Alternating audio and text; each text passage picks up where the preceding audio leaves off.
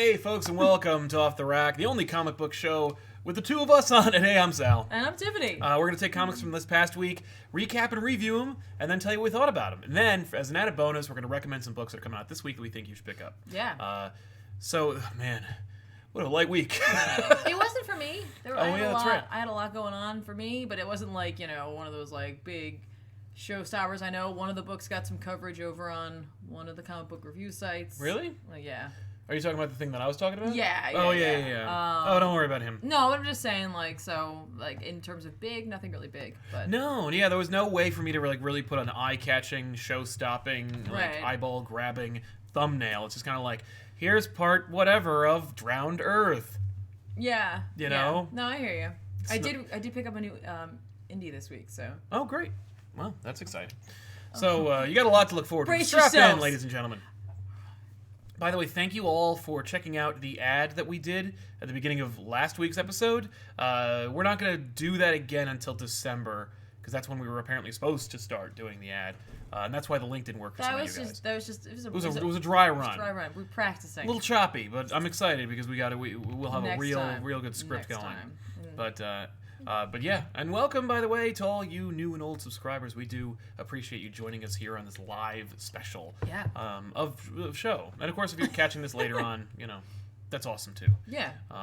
By the way, you can catch this show in audio format over Ooh. on iTunes, SoundCloud. Not SoundCloud. No, screw them. iTunes and Stitcher and all the other places. Right. Like, here's the thing: if you don't want to be distracted by all this, which is very distracting in a good way. In some way, then you just listen to us. Yeah. It's like 100% less visually distracting. This is true. You can listen to it in your I car. can make that claim. Right. Because there's no visual. But check that out. And of course, we also do welcome people who want to use the super chats to participate in the ongoing conversation that we are all in. For example, Red Samurai jumped in and referred to an earlier reference we made off camera, where Red Samurai said, "Sal, give us some ASMR, please." I already did that off camera, and I'm not going to do it again. So no, thank you. But thank you for making the request, and I'm sure we'll see more from Red Samurai in a little bit. I thought you were gonna be like from ASMR. From ASMR, we're not. No. But so let's jump into it. I don't remember if this even came out last week or if this came out like the week before, but I guess it doesn't really matter. Marvel Knights came out. Marvel Knights number 2. Mm-hmm. Let me get out of its way. Hang on. Yeah. Oh, look at that. Marvel Knights number 2. This is a celebration, a continuation, and an exploration of the Marvel Knights series that started 20 years ago, as explains the MK20, by the way. Right. This series and initiative that Marvel started was the beginning of the mainstreamization of Marvel, the way to get Marvel into everyone's hearts and minds, and also brought in some of the creators who influenced Marvel to the point where they became a household name again. Marvel Knights is a great initiative, and it was an awesome, neat idea, and now it's a book by Donny Cates. This is interesting. By the way, It's not just by him. no, Matt Rosenberg also works on it. This series in particular is odd because, so the concept is that the superheroes have been mind wiped and the world kind of reshaped. I've seen that before, but the idea is it feels like a bigger story than anyone is really giving it. But in any event, basically Punisher wakes up and he's a cop and he's in this it's the world that he remembers, but everybody's memories have been altered. Okay. And so his life is different, and now he's a police officer. But everyone's memeries? Sure, it's not just his memories? no, it's everybody, Okay. because he goes and somehow he gets a list of people that he needs to wake up, and he goes and gets Bruce Banner, and he wakes him up, and he gets Matt Murdock, and he wakes him up, and clearly the book is actually a Daredevil book, but Frank Castle for whatever reason is the catalyst, and the reason, by the way, is because Punisher was a Marvel Knight. Right. And not a team. Just his book was cleaned up and fixed through Marvel Knights. Right. And Daredevil was too, and a number of other books got the Marvel Knights treatment. But this story is just kind of recapping and explaining how Punisher actually got Bruce Banner in his car, how he found and reached out to Matt Murdock, Murdoch is now aware that he's Daredevil, but doesn't know exactly why he's Daredevil. Right. Nor does he remember like everything. You know what I mean? Like he remembers like his history, but he doesn't remember everybody else's. Okay. It's weird. Okay. But Punisher's next person on his list of people to wake up was Elektra, who's of course also in a Marvel Knight book. Right. Elektra is in a different life. She's a totally different person. She doesn't quite remember who she is, but she really clearly does.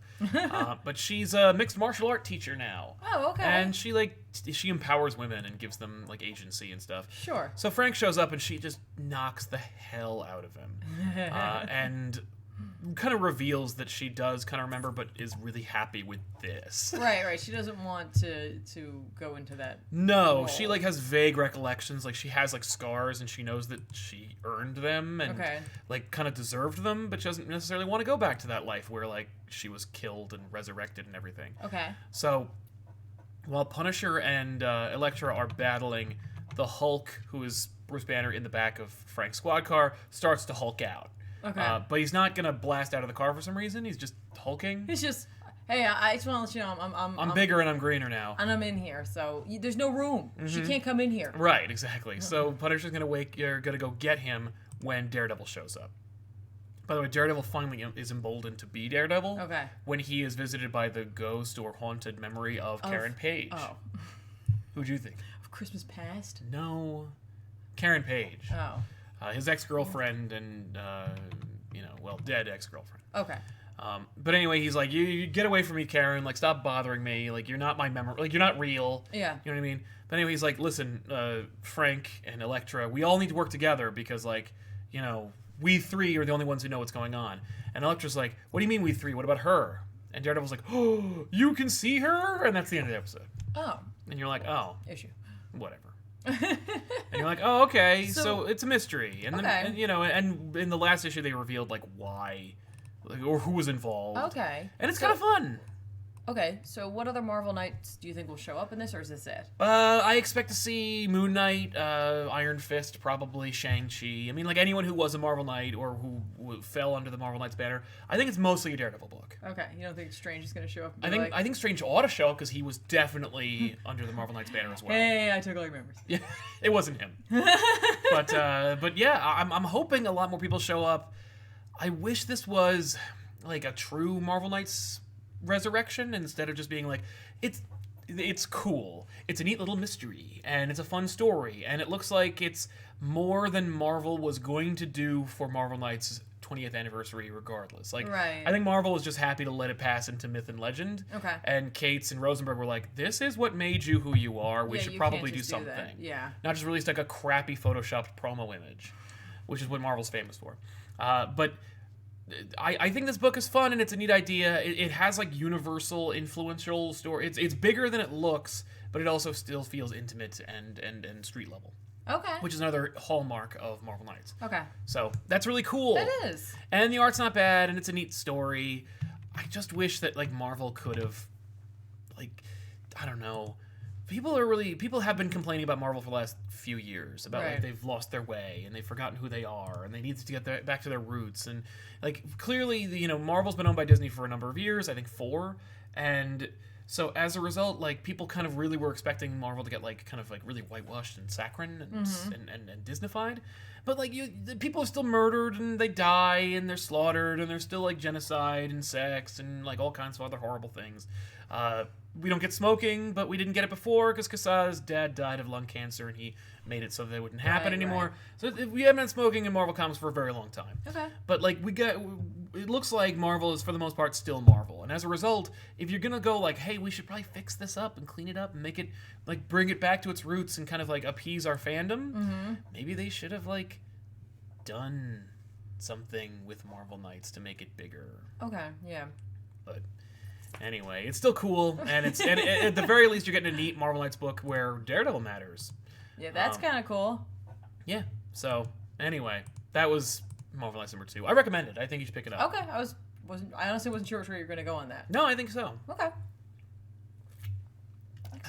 Thank you. Do you want to take over? Oh, sure. You're like, please you do. wanna You wanna catch me? What? No, you're fine. Let's talk about Doctor Strange real quick. Let's. Doctor Strange number 7 came out. Oh, I'm sorry. No. We should do the super chats. Oh yeah, we should do those. Forget I said anything. But get ready. Nothing came out. No. You got it. No. Alvaro Ferreira saying, "I love you guys. Thank you for all the entertainment." Well, thank you, Alvaro. We do appreciate it, man. Thank you for the comment. Silver Cricket, I can't wait to hear the hot takes on West Coast Avengers number 4, Weapon H number 10, Carnage Born, and Dan Slott not understanding what people do in VR chat. Well, I didn't read any of those books, so you're not going to hear anything about it. Because I dropped West Coast Avengers, I would never read Weapon H, I don't care about Carnage, and I don't read Dan Slott books. So, like, that is why we didn't do I almost those. picked up Carnage Born. I hear that's cool. I really did. I was like, and I didn't. For some reason, Marvel's, like, really trying to make Carnage work. Come on. I don't know why, but... yeah, I don't read those books. They ain't for me. Red Samurai, Marvel Knights is greater than Avengers. I'm a 90s/early 2000s kid, so I'm all about Marvel Knights, and I'm really happy about this. And the X-Men are coming back in a badass way, and hopefully the movies reflect this in the future too. Yeah, I hope so too, man. Yeah. Certainly the X-Men are going to be back in a big bad way. Yeah. For good or for ill, you know, you're going to see like an oversaturation of X-Men. People are going to be like sick of them by this point. I think you're going to get like a non-stop X-Men. But what's great about it is you're gonna have so much that like you can pick and choose. You'll be like, I don't want to read about this. It'll be like the PlayStation 2 effect. Right. We put out like 1,000 games. So you're bound to find something you're gonna read. And a percentage of them are good. Right. And you're probably gonna buy all of them. So gotcha. And DMOMO. Okay. Saying I love you guys. Oh, thank you. Thumbs up. Thank you so much, man. Now, Doctor Strange, I believe. Oh, Doctor Strange number 7 came out this week. Written by Mark Waid with art by Javier Pina and Andres Guinaldo. Yeah. I am just terrible. It's funny. It's very obvious that there's 2 different people working on this book because part of this book looks lazy and part of this book looks fine. Damn. So none of it's like awesome. Not really. In the New Drowned Earth, there's some parts where like the art's like fine. Yeah. And then there's other parts where I'm like, cool. Yeah. No, this I was just like, all right, whatever. Like it was better because the art I didn't care for was in the front of the book. Okay. And by the back, I was like, all right, we improved. Oh, got a little better. So, yeah, I was like, but it's unfortunate. It's just not up to par for me. Yeah. We've been dealing with Wade's character, Casey Kinmont. I always say this wrong. Kinmont.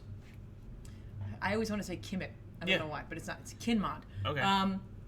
Who was like an apprentice of his back in the day, and she sold her soul or gave her soul away in order to save Strange, blah, blah, blah, and then was completely forgotten about by every other writer who ever wrote again. Yep, pick up the Doctor Strange, The Doctor is Out book by Mark Waid, which we said very early on. When they said Mark Waid's taken over, we're like, this character that he created and then got rid of at the end of that series, and no one decided to use, is totally coming back. And she did. And turns out, like, you know, she was freed from, like, this thing, and then, like, but she has no soul.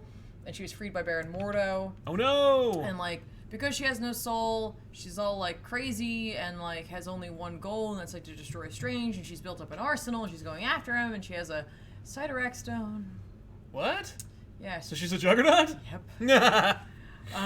So she's unstoppable on top of it. And in this issue, we see Strange figure out how to stop her, essentially to like calm her down, because like he's trying to fight Mordo and her at the same time. How is he gonna beat like?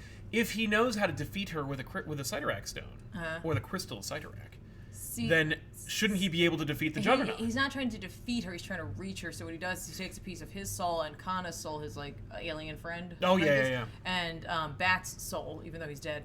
No, he's not dead. He's a dog. He's a dog. Wait, is he dead? Yeah, he's a ghost. Yeah, what am I talking about? But like still that like that's what weirded me out.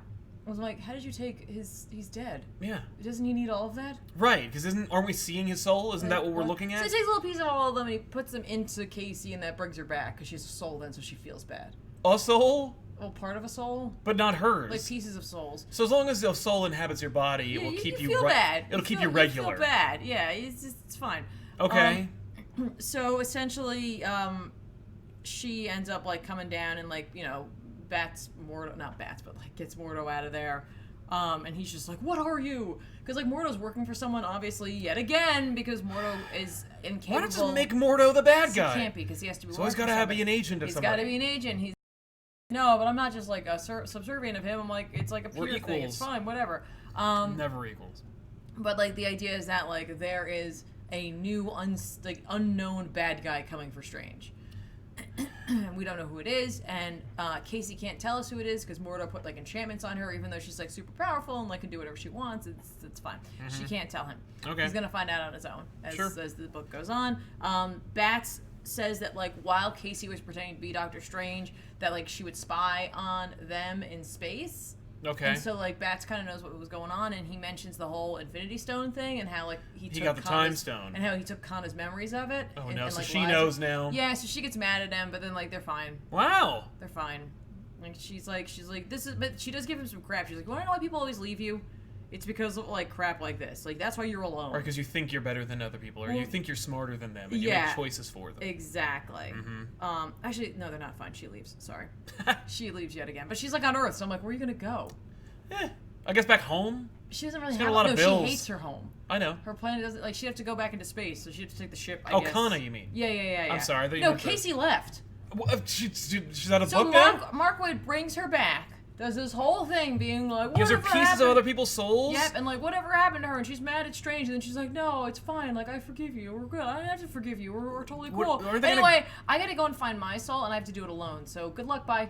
Oh, she's gonna go look for her soul. And she's like, and she has like magic powers, right? She's got like an arsenal, so she's like, I'll be back when like I can when I can make amends for things. Okay. This book felt so rushed. How weird. I guess maybe he's getting on. Maybe Mark Waid's being like kicked off the book. I don't know what it is. Like, it's just like, and like the entire time Mordo keeps screaming about, and like she mentioned this too, that like she's the price he had to pay, and like Mordo's like, hey, you were out in space casting all these spells, and I was like, he was using a lot of items, but I guess fine, whatever. And he's just like, you didn't pay the price, and I'm like, are we retconning his price paying? I don't know now? if we're retconning that, or he's trying, or Wade thinks he's referencing what Aaron did, or he's gonna make up something else because he's just like, I want to do my own price thing. I can't tell where he's going with this right now, but I'm not thrilled. Right. It sounds like. I mean, like. The fact they're doing the whole, like, magic has a cost thing again, I mean, like, it sounds more like because it's Baron Mordo and because he says magic is a price that he's really forced to make it about the movie, but whatever. I don't know. And I don't like the new costume change, personally. I'm just not a fan of it. Isn't it back to his old costume? No, he's wearing, like, this black outfit that he must have picked up when he was at the Magical Forge. Like, so... Yeah. I mean, it's closer to his regular suit. Now it's him and Bats again, and whatever. Okay. So, I don't know. It's... Right. It's fine. Fine. It's not a super recommend for me, I'll be honest with you.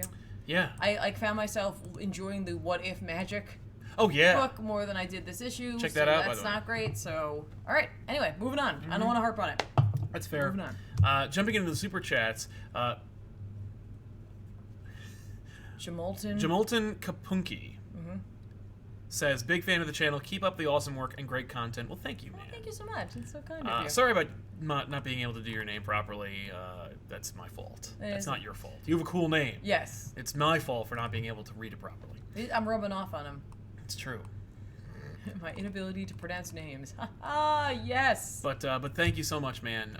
So yeah, jumping back into the books that we've read, I guess we can talk about Justice League, because who cares? Like, no, yeah, do it, because I actually wanted to read it this week, trying to get back into it, and I just did not get my opportunity, so let me catch up with you. Yeah. This is one of those, like, Legion of Doom books, correct? Like, this is where, like, we're jumping in? No, because it's The Drowned, which is an event. Oh, so we're not doing the thing? Not really. We're doing a little bit. A little bit of the thing? A little bit, because the book opens with a little bit of, like, a retconning origin for Black Manta. Oh. But it's mostly... That involves Manta Ray, his cousin. His cousin Manta Ray, who sells used cars. Yep. Or boats. Come on down to Manta Rays. Drowned Earth is a, like, mini event that is spanning a few books. It's fun. The Earth is covered in water. Old gods from space have shown up and turned people into fish, so that they don't drown when the world is covered in water. Which, I gotta tell you, if you're gonna have an old god show up and, like, change your world like this, that's just being considerate right there. In terms of, as old gods go, you're not guaranteed that kind of luxury most of the time. So, you know, let's not be too hard on them. It's true. The Legion of Doom breaks into the Hall of Justice to steal the Totality, while the rest of the Justice League is splintered. Wonder Woman and Aquaman have gone into, like, the Graveyard of the Gods. That looks awesome. Yeah, and the art for the Graveyard of the Gods stuff is dope. This is So the old gods like banished Poseidon to the graveyard of the gods. Where is the graveyard of the gods located? In another dimension or something. You need like a special like. It must be a separate one from Olympus. Yeah, because you need like a special like boat, a magic boat to get there. Oh, well, that's very Greek. Yeah, well, yeah, of course. But anyway, Aquaman's powers have been stolen by the old gods and imbued into Black Manta. So Aquaman was powerless, so they go to Poseidon and they're like, please give Aquaman some special powers. And Poseidon's like, dude, do you see me? Right, look at me, I'm totally a wreck. But he basically does, like he like blasts him or he stabs him with his trident, and Aquaman gets cool tattoos. But like we still haven't seen like a really good exploration of his powers, and in fact like they attack him for his trouble, and Poseidon's like, no, you don't get it, I'm trying to help you out. And then he tells the origin of like Arion, the savior of Atlantis, and like this like folklore hero of theirs who helped with Poseidon to defeat the old gods in the first place, the space gods. This is so weird, the idea of having like Poseidon be present and the old gods not being. Well, they're space gods, so they're not even like our gods. Okay. They're gods from space. The idea is they're like the Titans, or I'm like they're kind of like Titans, but like we'll get to that in a minute. Okay. Because like so Arion and Poseidon, the lore goes that Arion and Poseidon teamed up to defeat these like invading ancient gods and banish them in the graveyard of the gods. Sure. That's all bullshit, and Poseidon is like, no. As it turns out, like I gave Arion a bunch of like knowledge, and he basically like he loved the idea of like the ocean and uniting the seas, and I told him about how like there were other beings, and so he wanted to like talk to them and stuff, and then like these three like gods answered the call, and I was like, yeah, but like I don't really like the idea of there being like something I don't really get or understand or have control over. Okay. So he's like really, really wary of it. So he poisons Arion's mind against the idea that these three benevolent gods who are coming to help unite the oceans are actually benevolent. So he poisons his mind into thinking that they're invaders. Okay. And then so Arion, using like the knowledge and effort imbued in him by Poseidon, basically whips up like some great and awesome horrible weaponry, including like the Tear of the Damned or something. But the point is like they commit horrible sins, and the Tear of Extinction is what it's called. But they totally mess up these three gods and banish them into the graveyard of the gods. Sure. With Poseidon? No. The graveyard of the gods kicked Poseidon into the graveyard. The three gods kicked Poseidon in there. Oh, okay. No, Poseidon's only been in the graveyard of the gods for a few days. That's rough, man. Yeah, and he's like, and he basically said something to that effect where he's like, so yeah, like, because at some point or another, Aquaman's like, well, what if we just like told them that we're sorry and that like they're that everything's cool again? And he's like, here the problem is, look at me, I've been here a couple of days, and they were there when like time wasn't even recorded yet. So they're completely out of their minds. Gotcha. Okay. And there's no way we can do it. The idea of just being like, hey, we're sorry. Right. Hey, listen, I just found out about what Poseidon and Arion did to you. Even Arion wasn't really at fault, so we're really sorry about that. Right, here's an iTunes gift card. Right. Can't get you caught up on some stuff. Yeah. Help you get over it. Enjoy, you know? But it's pretty dope. Basically, so Wonder Woman and Aquaman want to do that. The Legion of Doom breaks into the Hall of Justice to get the totality, which is in the form of like a doorknob. They use it to break a key, which destroys the graveyard of the gods. They've already gotten the totality. Like the Justice League only had it for a certain amount of time. The Justice League is a bunch of ineffectual morons. Batman puts on a cool Lex Luthor armor that they have in the Hall of Justice's like armory. Mm-hmm. It's actually one of my favorite moments. Not moments in the book. The best moments are the ones with Poseidon. Yeah. My favorite line in the book is Snyder/Tynion have been trying to make Batman funny for the last like 10 years, and it's never worked, and they've never been good, and all the quips he's had in Justice League have been not like they go from groaners to like, I really need to cancel reading this book. Like those are how bad they are. But anyway, Joker and Grodd are in there to go like help Luthor get everything, and what was it? Grodd says something like, Luthor, I can't work with Joker anymore, you gotta get him out of here. And then Batman shows up, and he's like, visiting hours are over, but I think there's an exhibit or two left I could show you. Which I really, really enjoyed. Yeah. And then he says, like, right over here we have the part of the hall where Batman kicked the asses of the Legion too. It's great. All right. He does not back it up at all. He instead he beats up the Joker a little bit, and then Lex Luthor's like, "But I'm smarter than you. And remember when I used to be the Superman character in the Justice League? Well, that was lame. Bye." And they teleport out of there. So meanwhile, the old gods, or the space gods or whatever, they're gonna mess everything up. What was it? Mera is helping Flash and. Because he looks like he's having enough. Flash, he's becoming a fish man. Yeah, Flash got infected with this disease that's affected all the humans, but he's so fast that he can kind of metabolize a little differently to kind of keep it at bay. So he's half fish man, half Flash. Superman also got hurt in the eye, and he has this really stupid looking eye patch that also is the crest of the House of El on it. He's going with Batman branding. It's just okay. Here's the thing, really quick aside. When you do something in comics where you know that when someone goes back and looks at it, they're going to go, wow, that's cemented in time. Try to make it representative of the time that it's from, or at the very least try to make it as cool as you think it can be, right? Yeah. When Superman fought Doomsday again in Hunter Prey, and Mother Box gave him a cool new costume. Yeah. That was as cool as the 1990s could have mustered, right? He has the Gambit head sock, he's got straps, and an energy sword, and all kinds of other bullshit, and he looks like a moron. But he looks like a moron by the standards of today compared to the standards of 1995 or 97, where that was awesome. And anybody who was reading that comic genuinely thought, this is really cool. Unless you were already contextualized in that time and you thought, this is really trying too hard. Right. In any event, the moments where Superman is springing into action with this stupid eye patch make him look like a chump. And there's no way that anyone thinks that looks cool. And it's just from now until Doomsday, when anyone looks at Superman in this sequence, they're going to go, why is it so stupid? Why isn't it just an eye patch? Why does it have to also have a redundant Superman S on it? Anyway, it's a minor gripe, but it's representative of the problems that I see with comics all across the modern landscape. In any event, Mera basically becomes a total badass, and she winds up getting the Tear of Extinction. Oh, that's and awesome. Forging it into a sword, and then stabs one of the gods. And the gods, by the way, Black Manta's awesome. He's hilarious. He's like, okay, I'm in charge. I'm serving to you, but I still have Aquaman powers, and it's friggin' dope.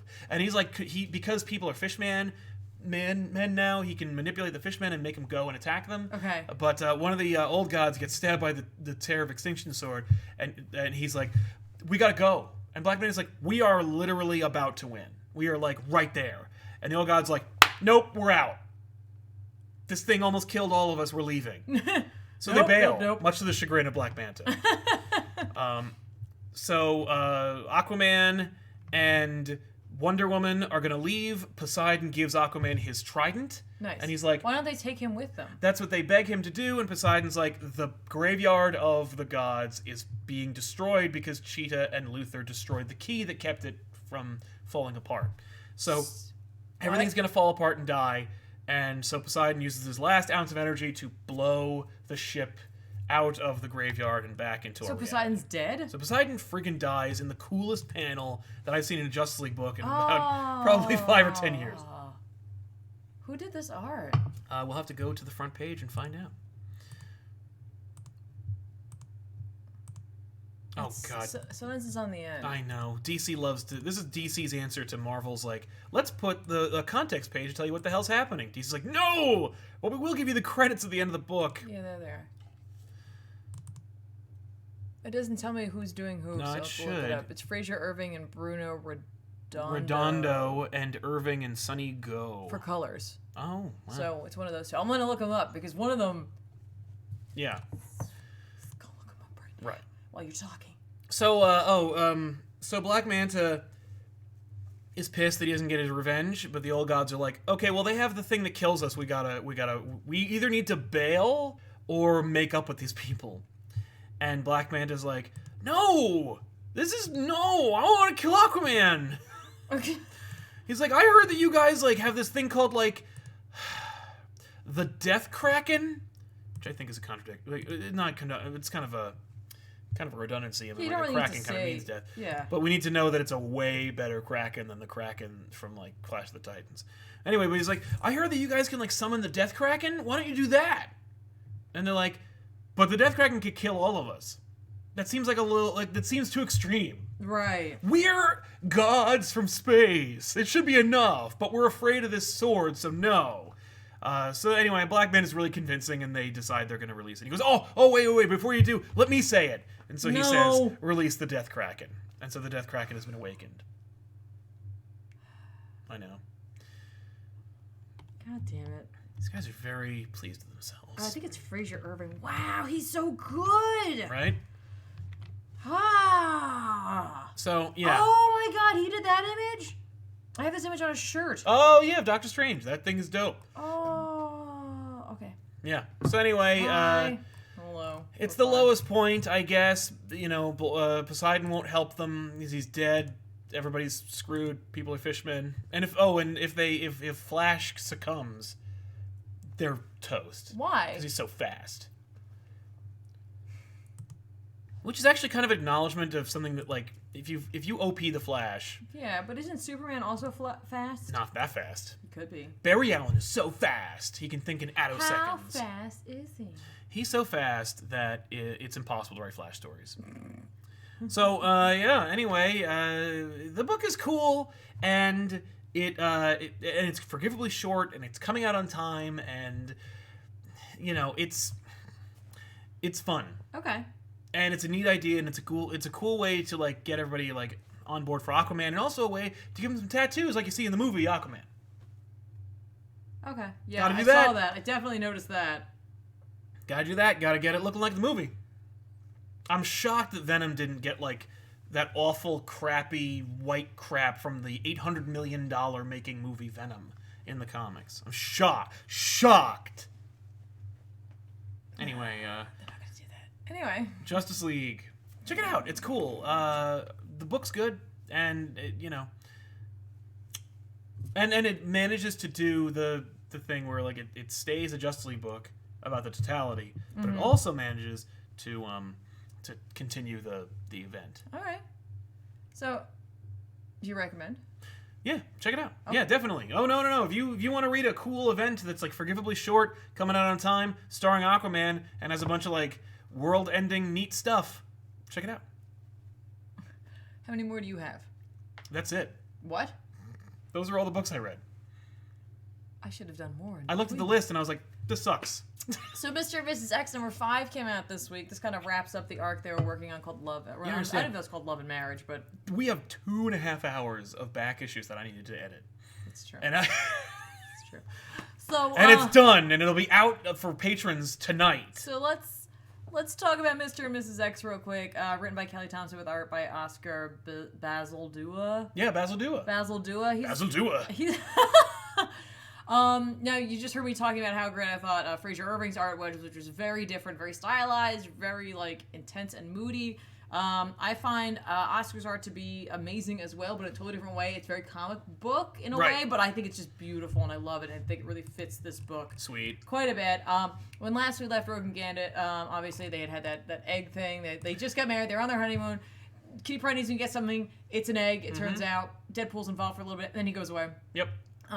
The egg, as it turns out, is actually a being, a humanoid, who is appearing as an egg, because that's one of her powers. Yep. And it's the offspring of Lilandra and Xavier, going by the name of Xandra. She's desperately sought after by various factions of the Shi'ar Empire. Right. And Cerise is meant to be taking care of her and has been taking care of her. Gets involved with this. Rogue and Gambit are now intimately involved with everything that's going on. There's a huge battle going on like, this planet. And, like, Corsair and everybody shows up. Like, everybody shows up. Hey, you gotta do, if you're doing an X-Men book that takes place in space, you gotta use it all. Yeah. You gotta get the Starjammers, you gotta get the Imperial Guard, you gotta get everybody. And they're there. They're there. And including, like, Warbird, she shows up too. Everybody's there. Got him. Everybody's there. Why not? And in the last issue, what we saw happen was that it looked like Rogue touched Xandra's face in order to take her powers in hopes in hopes of kind of, because, like, the conflict was not going well. They were clearly losing like Corsair did show up and try to help out, but it wasn't going well. Right. And then like she and Xandra just explode. Yes. And like Gambit is like, I can't believe this. Like it can't. No. Like we just.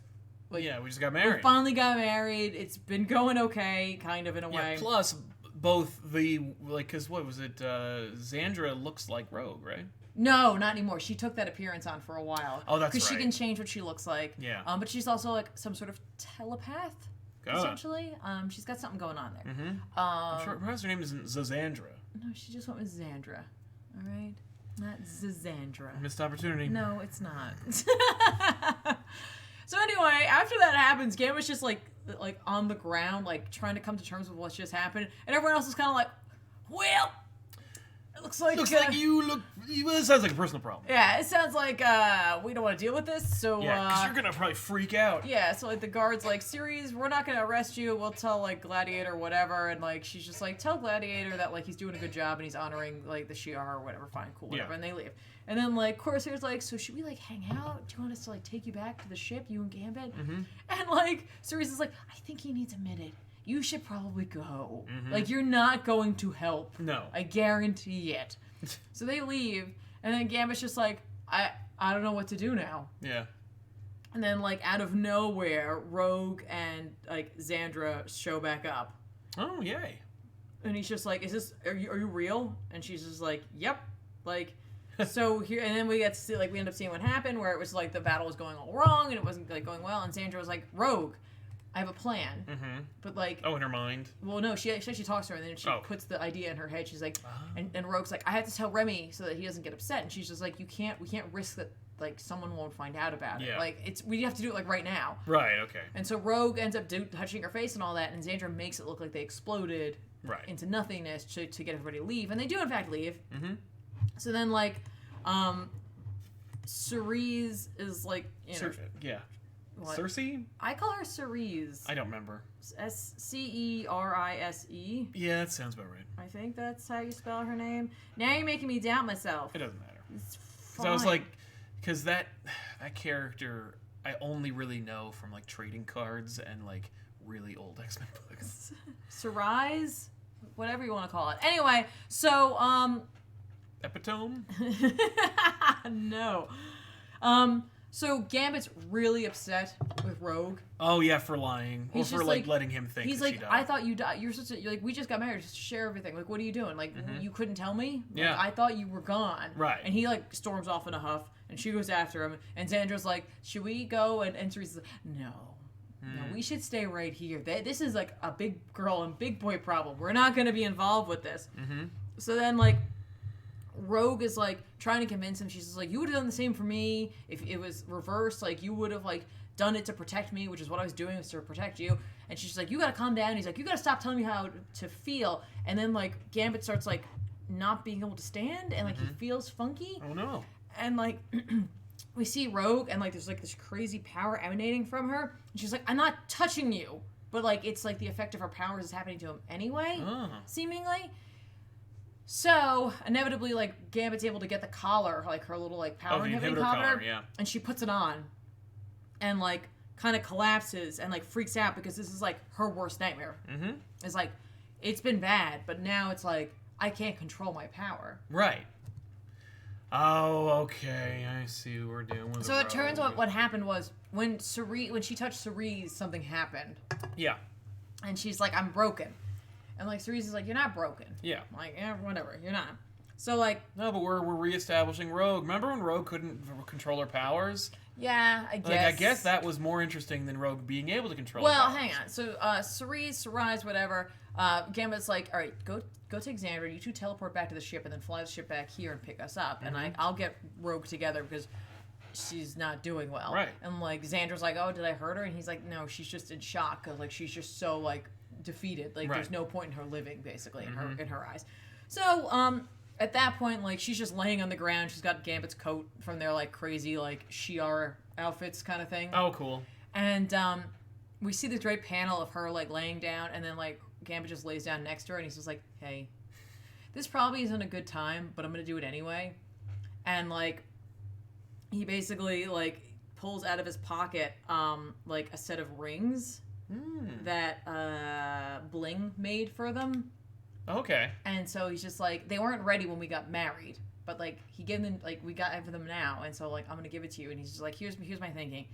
You're clearly having an issue with your powers, and I think you're gonna push back at me with all the like the force that you have, and I'm not gonna let you do that. So we're putting these rings on. Right. Like he's just like, no, we're married. Yeah. And that's it. Like there's yeah, nothing, we're not gonna undo no it. amount of you punching me or pushing me away is gonna like end us. So like he gives her ring, and he puts his ring on, and then they go up to the ship, and well, first they make out a little bit. Oh. They kiss, and Xandra explains to Rogue, she's just like, I don't know what went wrong, but like you're not broken. It's almost like your powers have evolved, and like it's just something you're gonna have to learn how to live with and take control of. And instead of it being like, oh, Rogue can't control her powers, she just makes this, like a joke about it. She's like, that's the story of my life. Yeah, exactly. And she's just like, yep, okay, cool. And then Rogue and Gambit go home, and they go to his like penthouse apartment, and like it's very clean. It's like it's nice because it looks like it's like a place they can make for them, like for one another. It's a blank canvas. Yeah, in a sense. And like he's just like, okay, so you know, here we are, and like his 3 cats show up. He has 3 cats. And it's Oliver, Lucifer, and Figaro. And he's just like, they're the boys. Like, don't be upset if like they don't like take to you right away. They're kind of funky. And like he turns around and they're immediately like all over her and like petting her and purring. And he says something really sweet. He's like, or they've been waiting for you to come in their whole lives. I was like, that is so sweet. And like it's this really interesting sequence where it's the 2 of them on the opposite ends of the room.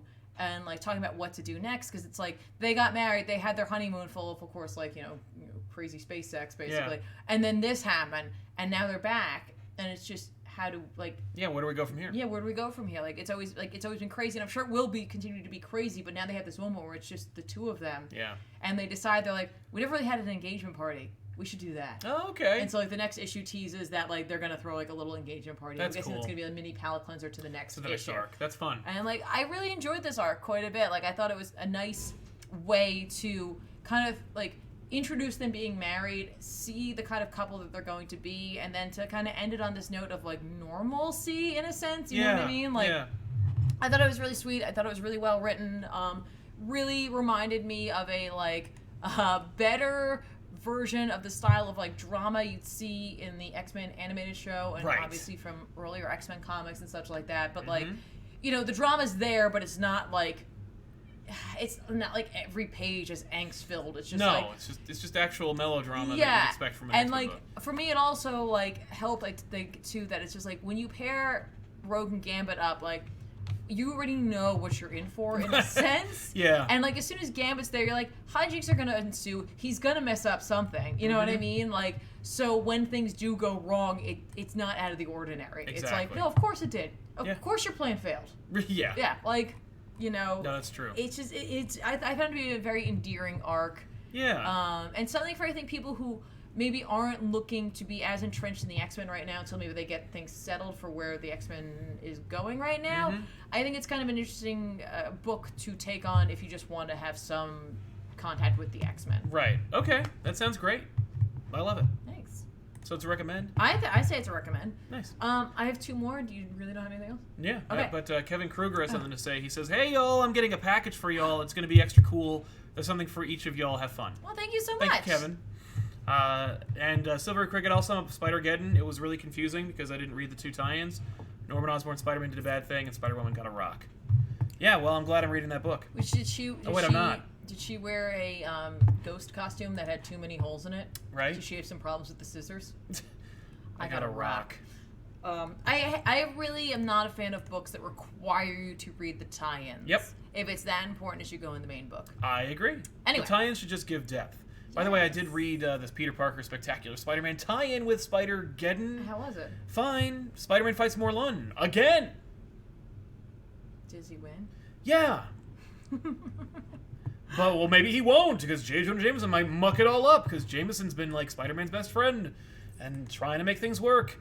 They're going to set it up where Jameson's going to get mind-wiped at the end of this whole series. You know it's coming. They should do a like one-shot issue where like Jameson either has a horrible dream or gets put into a random other place where he's Spider-Man, and like there's someone else who hates Right? That'd be great. I really do believe that, like, because they've been doing this thing with Jameson, where it's like Jameson knows who he is, and he's been like trying to help him. Oh no! He's like, okay, I'll help you. Yeah. And he's been really bad at it. Yeah. And I think that like the lesson here is that like Jameson's actually more trouble, like as his friend than he is as his enemy. Right. So they're gonna unmake it. Like Right. I think they're gonna like make it so that Spider-Man's like, no, I'm gonna take away your memory of me, so that you can like go back to being yourself. Okay, that's fair. Anyway, that's a little mini so review for you. There you go. 2 more books. One, I'll start with the indie book, Middle West. Number 1 came out this week from Image, written by Scotty Young with art by Jorge Corona. So I don't know where this book is going to go. I am hoping that like the perceived depth that it has is actually going to come to fruition. Okay. It's about a young boy. First of all, by the way, if you're looking for something like super illustratory, I know I said it a lot. It looks very much like it's a very lovely looking book. Okay. A little gritty in there. It's about a young man, in the Middle West, who basically like has a really rough home life. His dad is a jerk, and I don't mean like like God Country kind of jerk where it's just like, oh, his health is failing. Yeah. He's just an asshole. Like he's just not a good guy. We are introduced to Abel, where like he's having a dream about like this crazy like tornado giant thing. Okay.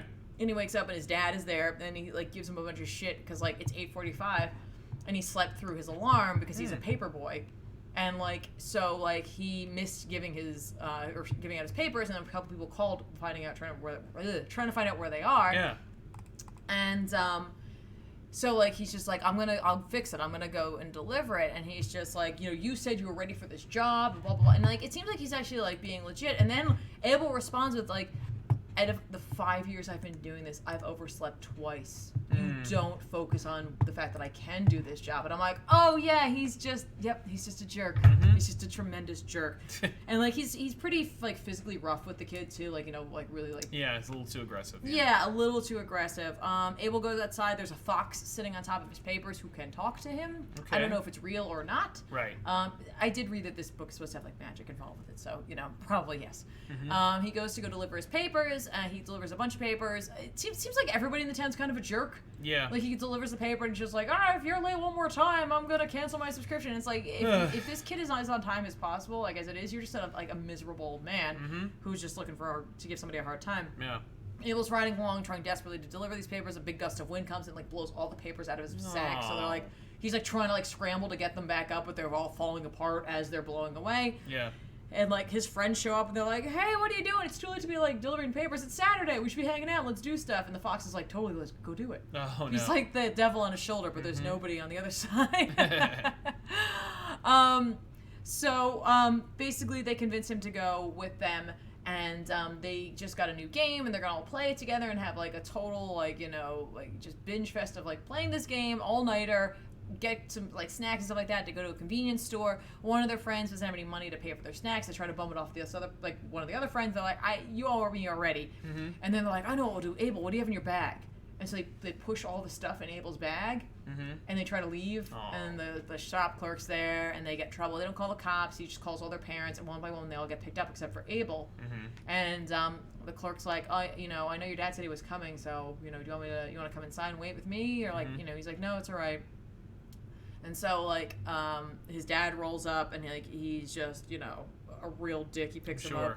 He doesn't say anything. Like Abel's already apologized to the old man. The old man's like, look, kids are gonna be kids. Right. But like he doesn't understand what he's done. Yeah, he doesn't understand his father. How bad this is about to be. Yeah, so they get back to the trailer park where they live, and they go inside, and his dad's like, where are you going? And he's like, I'm going to bed. He's just like, not in here you're not. You sleep outside. If you want to be such a big man. And like he just gives him a bunch of crap, and like he just like keeps calling him like a big man. And he's just like finally Abel's just like, this is why mom left, because of you. And he's just like, actually mom left because of you. And he's like, because we were totally cool until you came along, and then she couldn't handle the responsibility of being a parent. So yeah, she left because she didn't like you. And I'm like, I hate you. Yeah. So much. So he ends up like, really like pushing all of his buttons to the point where like he like ends up saying like like, oh no, that's right, he pushes him on the ground, and then like he ends up like getting in his face, and like Abel just says like "F you," and he's like, "What'd you say?" And he says it again, and then he screams at him. He's like, "That's what I thought." And then he just like slaps him down. Yeah. And like Abel's like, makes you feel like a really big man, right? Because he keeps calling him like, you know, like that. And then like his dad turns into the big scary monster that he saw in his dream. Oh. And like the big like tremendously scary like tornado-y monster's just screaming his name. And so like he makes a run for it, and the fox is like, "We got to get out of here."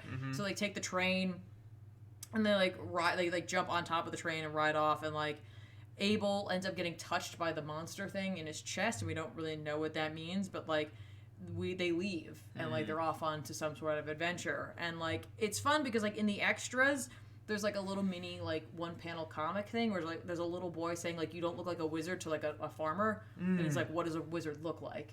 And I was like, that's cool. And like when you see the cover for the next book, it's like clearly like there is magic out there in the Middle West, and like somehow his dad's probably involved with it to some degree. Yeah. I am wondering how much this is going to get into what's psychological, like an I Kill Giants, versus just something that is like truly Joe the Barbarian. Yeah. Or just the legitimate like, being their like God country. We'll see. Like I said, like I hope there is as much depth as there like it seems to be in this book. So we'll see. Cool. We'll see how that goes. Yeah. And I have one last book. Okay. So I figured we'd end on a not indie book. Sure. DMOMO, not related, but have you ever heard of or played the game Munchkin? Yes. Yeah, we own a couple of versions of Munchkin, including the main one. Will I am golden, Morlun kick Peter ass are bad. Oh. He does, but he's gonna win. But Peter's gonna get the upper hand. Yeah, well, Peter's a plan. He's a man with a plan. Heartless Fang, hope you guys had a good holiday. Thanks for always having great content. Thank you so much, man. Thank you. So the last book I read this week, if you could imagine, it was Justice League Dark, number 5. Yeah. We're just coming off of the Witching Hour. It's so funny because it's Justice League Dark number 5. Clearly we've read so many, or at least two, yeah. 3, I can't remember, additional issues to this because they were spread out during the Witching Hour. Yeah. For their story. We're coming off of that. And this issue focuses heavily on Detective Chimp. If you're a Detective Chimp fan, this is where you jump in. And honestly, like, part of the story you won't need me back around for, and part of the story, you'll figure it out. Okay. You figure it out. Basically, it starts off with, like, showing the funeral that they had for Jim Rook, the Nightmaster, after he died during DC Metal, allowing the heroes to escape from the Oblivion Bar. Yeah. And so, like, they're just, like, because Tynan and Snyder are buddies and, like, apprentice and master, I guess, in a sense. Tynan's totally going with that and makes reference to it, of course, doing the Tree of Wonder thing and the whole, like, multiversal, like, collapse and all that, or door opening or whatever. So he's just like, let's talk about Jim Rook and how he died, and, like, how they have, like, a funeral for him in the Oblivion Bar, and, like, a bunch of, like, magic heavy hitters show up there, which is interesting because I'm like, I feel like we've seen all of these. But no, he just keeps bringing them out. And we see, like, this really cool, like sort of, like, parallels to how things are going with, like, the other magic users where they show up and, like, they're talking and, like, having, like nice conversation about good memories and, like, fun stories about Jim Rook and, like, the effect that he had on their lives, and just how, like, this character that, like, not a lot of people, at least I'm sure fans really think about a lot, but, like, how these characters were all very much affected by him in some way, shape, or form. At least as Tynan is writing it. And Detective Chimp's not taking part in any of it. He's just sitting at the bar and drinking. Because he's like, here's the thing, like, I am a detective. Right. Like, I don't think like this. Like, he's kind of processing everything in a sense. And so, like, it's a really cool 9-panel grid. But I think it's earned here. Like, it really works because the whole book is not the 9-panel grid. Okay, that's good. It's just, like, we'll check in with the other characters, and then we get a panel or so of, like, Detective Chimp, and, like, typically every so, like, I don't know, 5 or so panels, like, it just says, like, Detective Chimp drinks, or, like, he takes a drink, or, like, whatever. It's just him, like, just kind of feeding his alcoholism in a sense. And we see, like, the cast of characters there, and various, like, magic users, and, like, the fact that they mentioned that Jim Rook had a band, and, like, so, like, one of his bandmates will write a song, like, commemorating him in a sense, and because of that, like, it goes out into the world, and, like, people become really interested in Jim Rook's music again, and so, like, he lives on, like, immortally through that, in a sense, and, like, they end up having a jam session right there in the Oblivion bar, and like all the wizards like kind of revert to like, you know, like music fest goers, like they're all like, woo, they're just having a good time, and like it's really nice. And Detective Chimp's just like, and like that's at the time that the Phantom Stranger comes up to Phantom Chimp, and he's like, hey, I just want to let you know that like Rook left you the bar, so that's your responsibility now. And also, he left you the Sword of Night. Yes. So Mira is your responsibility as well. And Chimp is like, he believed in the best parts of me, and I can't let him down. And so then we cut to like now, like today, and like he and Tracy have been running the bar. Tracy being Jim Rook's daughter, and you know, she's a witch and all that, and she is using magic to help clean everything up after the horrific events that recently happened in the Oblivion bar. Yeah. Where Hellfire, who was taken over, there's a word for that. Possessed? Possessed by Hecate, and burned like all the witches there who couldn't escape. So they're trying to clean it up and kind of bring it back to where it should be. And Diana and Zatanna and Man-Bat show up, Kirk, and they're going somewhere clearly, and they're like, we need your help. Like, you have to come with us. We have to do something. Because here's the thing, Constantine and Swamp Thing are trying to hold back what is happening over in Olympus, because, like, that realm or that dimension is being destroyed by the other kind. And they're like, it's going to break through, or it could. And they're trying to hold it back on their own. So, like, what we need to do is Constantine seems to think that there's something in Mira that we can use to fight back. So you're in charge over there, so you gotta take us over there. And you gotta use the sword to cut the portal. And he's like, I'm not doing that. We're not going over there. Trust me. We're not gonna go over there. And then like Zatanna just takes the sword because he's just sitting on the bar and he is drunk. Yeah. And she just picks it up. He's like, hey, you stole my sword. She's like, that's not stealing if it's laying right there. And she's like, don't worry, I can use it without having to worry. And she uses it and she goes through. And like Detective Chip's like, all right, here we go. And he goes in there. Good job. And he's like, well, nobody listened to him. Like, and they're like, we have to do this. And he won't give them a reason why they shouldn't go. Yeah, which is like annoying. Well, he has his reasons for not doing it. We check in with Constantine and Swamp Thing, and they basically sent Zatanna and Diana on a wild goose chase because they, like, Swamp Thing has given up on life because the Parliament of Trees is dead. And he's like, if I die, like, I don't even know if the green will be taken care of, and I just kind of don't care anymore. Right. And Constantine's like, I don't have the demon blood in me anymore, and, like, I can feel the heaviness in my lungs. I'm dying. So they're just going to go out in a blaze of glory. They're like, we'll just try to take care of it ourselves without them knowing, because they'll try to stop us. Yeah. And what they're trying to stop is, well, not really Dr. Fate, but Dr. Fate. You know what I mean? Yeah, like Nabu. Yes. So, like, Nabu shows up, and he's just like, oh, yeah, your friend said not to, like, you shouldn't fight me. Remember I said that was stupid, you shouldn't do that? And they're like, we don't care. So, like, Swamp Thing taps into some primal force of magic and gets gigantic, and then Constantine uses, like, some crazy spells that he learned from a bunch of different Necronomicons. He's just like, I never had a taste for casting these because of the cost or whatever, and, like, I didn't want to hurt myself or others or, like, the planet, depending on the day. And he's just like, but I don't really care right now. So he goes and he uses that, and like, Fate's like, or Nabu or whatever, is like, why would you do that? It was stupid. What are you doing? And then from behind Fate, the Phantom Stranger shows up, and he's like, hey. And Nabu's like, I was kind of wondering when you would show up. And he's just like, they weren't trying to attack you. They were trying to get the attention of the bigger magic users. We should talk. So, like, they go off to, like, do whatever they're going to do, right? Yeah. And we also earlier, Kirk is very interested in learning more about magic because he took the vase back, who has the other Dr. Fate in it, and he's trying to figure out how to help him. Sure. So he's going to try to use science and magic, but he's trying to study magic, so he's going on the trip with them to Mira because he's heard how magical the place is. Okay. He's like, maybe I could learn something there, and maybe we'll see the other Dr. Fate come back. Yeah. So anyway, over in Mira, like, things are not well. Like, the ground's all unstable. Yeah. And there's, like, all these crazy skeletons. And, like, Zatanna's like, I thought this place was, like sword and sorcery kind of thing. What happened? Why is it all George Romero on us? And he's just like, yeah, I did this. Like, Detective Chimp's like, I cast this spell and I messed up. Like, he messed up real bad. And that's why he didn't want to go back because, like, he got, well, yeah, but he also got to be a hero with them for a little bit. And then he's just like, for a second, I kind of was living up to what Jim thought I was, and I'm not. I'm a total, like, screw up. and then like a dragon shows up and they fight the dragon, and like a whole little like battalion rides up and they're helping out as well, and like Diana's like, Detective Chimp, a battalion. She's the one that slays the dragon, by the way. She's like, okay, yeah, I know how to deal with this. Yeah. So like a battalion rides up, and she's like, they're coming. And he's just like, yeah, I know. And there's like a big guy on horseback, and he's just like, hey, Dan. And like this like unseen being is just like, you screwed up. We had a pact. What'd you do? And like earlier you had seen this character at the funeral, but like it's Blue Devil.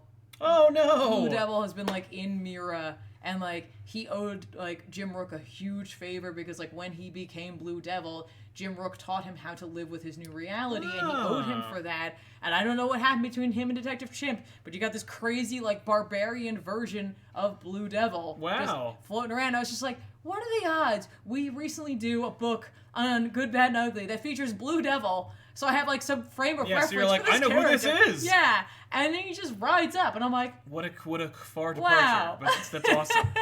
Good, Bad, and Ugly, man. That's a great show that allows us to do that. Yeah.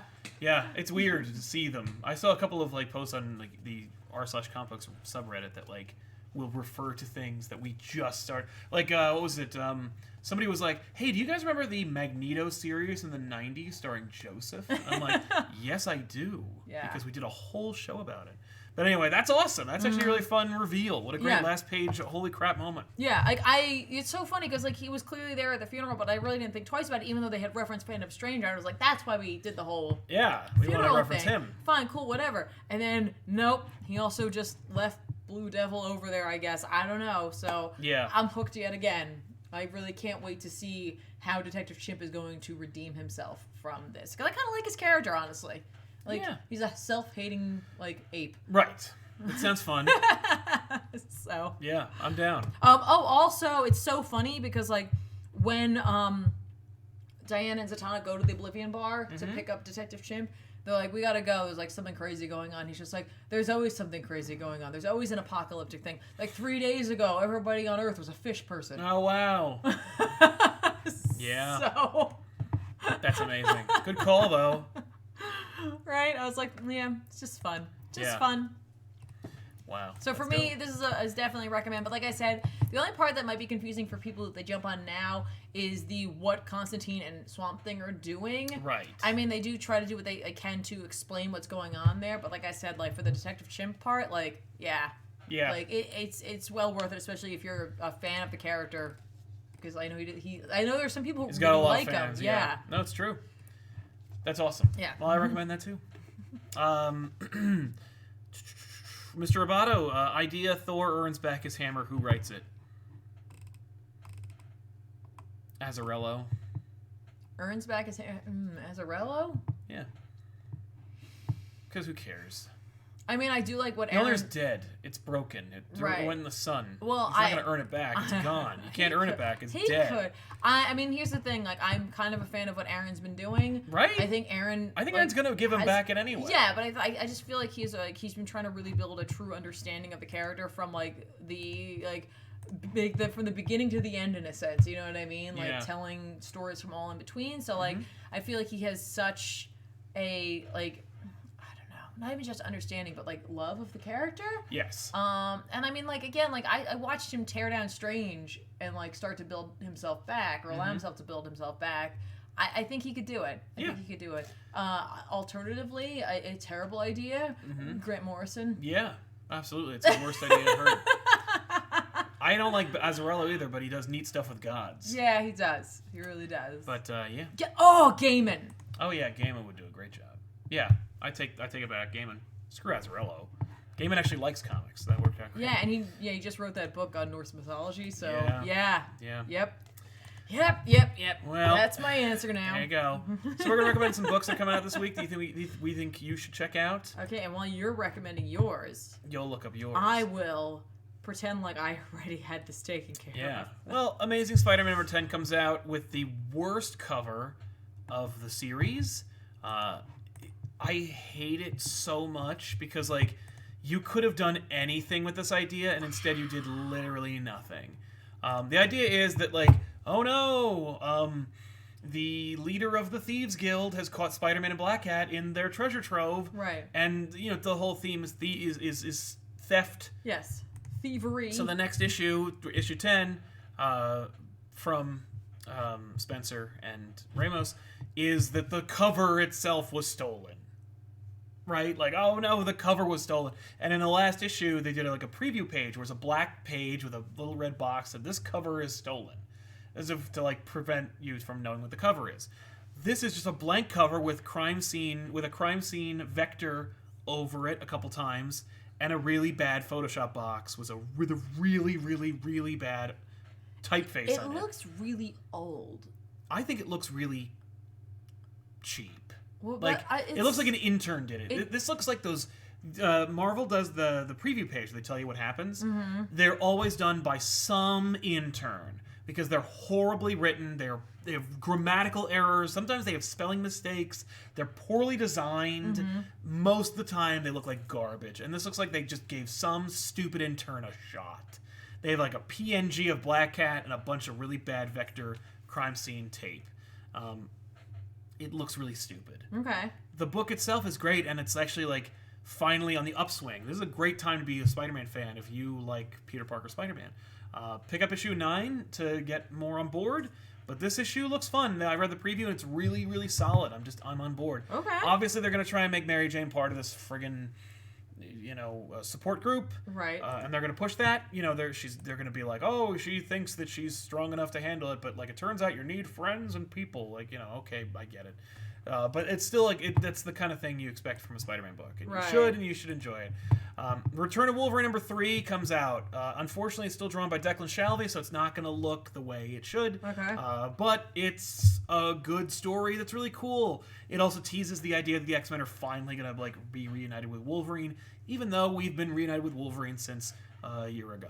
Right. But that being said, it's a fun, cool story. Soul knows how to bring back Wolverine just like he knew how to kill him, and as much as it's hurting from not getting McNiven's art, you get some McNiven covers, which are kind of cool, I guess. So there's something. It's just that the last issue just was not up to snuff in terms of art. Right. And it's too bad. I love Declan Shalvey's art, and I think he does a great job. His Moon Knight is immaculate. This Wolverine book, no. Heroes in Crisis number 3 continues to be a train wreck that I just can't stop reading. It takes about 5 minutes to read each issue, so feel free to do that. And Tom King continues to bury the 9-panel format.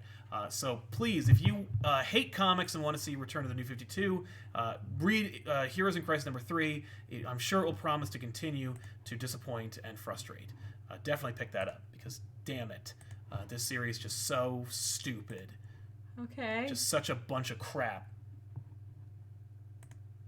Okay. You got any recommendations for us? I'm trying really hard to find anything that's right? really It's really hard. Books of Magic number 2 comes out. Oh, well, yeah. Okay. There's that. I'm scrolling through. It's really hard for me to look at the site sometimes. Yeah, I know. It's we're using comiclist.com, by the way, which regrettably removed their ability to have their own previews, and instead they do a share a sale link to TFAW. Yeah, which I'm not gonna buy. Which sucks. I'm not saying I'm recommending it, but I like the concept of Dead Man Logan coming out. Yeah. The idea being they're ending. Old Man Logan is going away. Yep. He's dying. He's sick from the adamantium coating in his skin. Or skeleton. Okay. Like in the movie. Yeah. Yeah.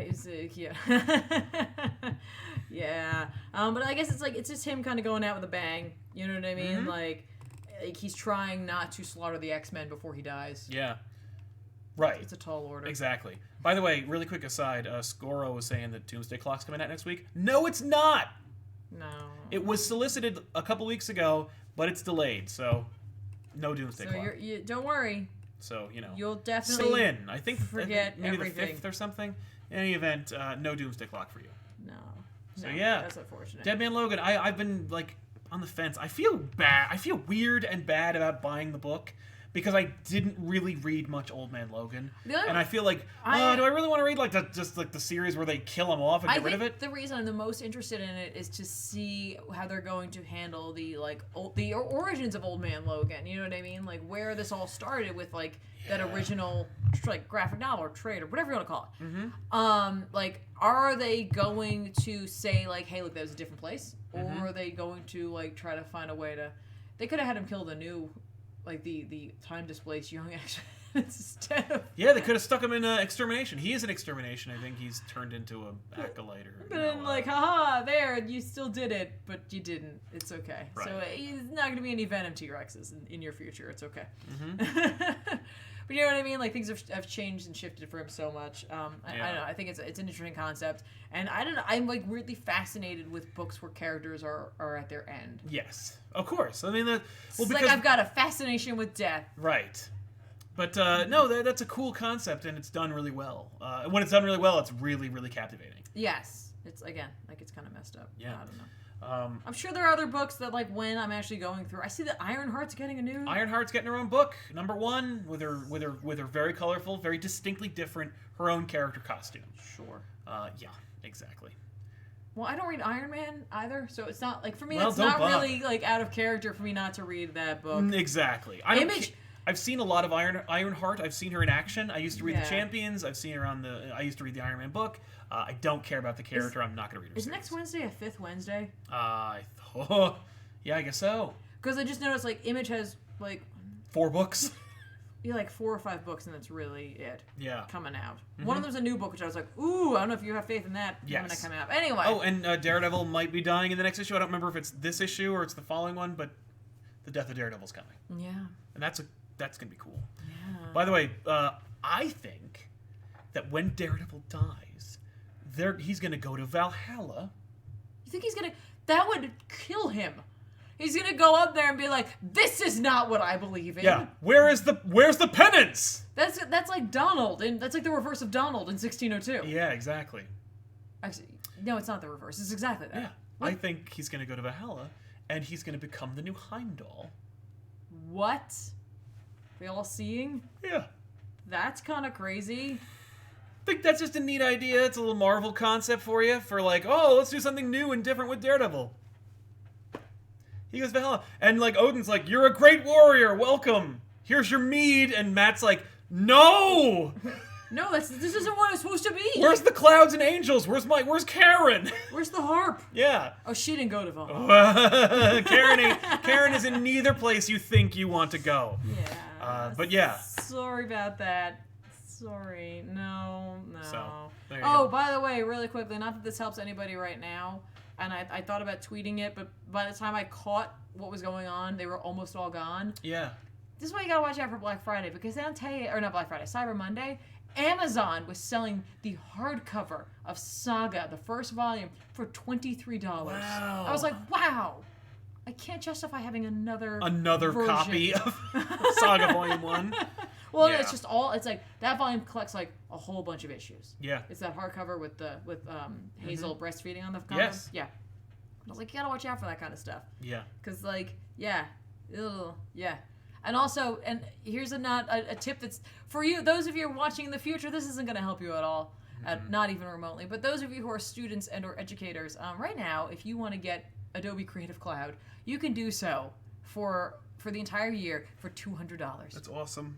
It's unprecedented. It's incredible. Yeah. Like, if you don't have any sort of subscription, now you can. $200 for those of you who want to use the Photoshops. Yeah. And the stuffs from your phone or whatever. Right. Go for it. Yeah. That's it. That's all I got. Kevin Kruger says, Tiff, will you ever do Neil Gaiman's Books of Magic for back issues? Maybe. I don't know how much... I don't know. I think I would do Lucifer before I did It's probably Books a good idea. Of Magic. But I would do Eternals before I did either of those. Mr. Abata, why can't Old Man Logan just be the current Logan?